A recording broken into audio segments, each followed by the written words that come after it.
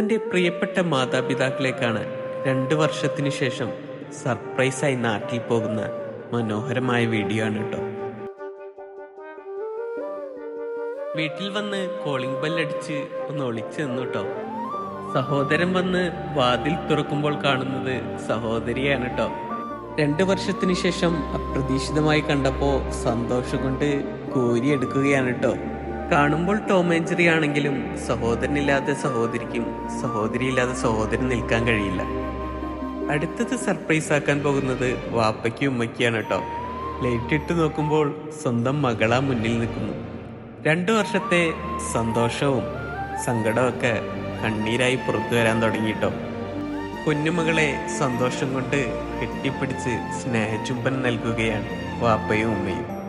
ലോകത്തിന്റെ ഏത് കോണിലായാലും കുടുംബമാണ് നമുക്ക് വലുത്. കുടുംബം കഴിഞ്ഞിട്ടുള്ളൂ മറ്റെന്തും, അല്ലേ? ഇവരുടെ സ്നേഹം കാണുമ്പോൾ ശരിക്കും നമ്മുടെയും കണ്ണും മനസ്സൊക്കെ നിറയുന്നു.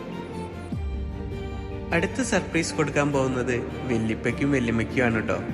വല്യുപ്പായുടെ സന്തോഷം നോക്കൂട്ടോ കൊച്ചുമകളെ കണ്ടപ്പോൾ. ഉമ്മൂമ്മ ഞെട്ടി വരികയാണ്.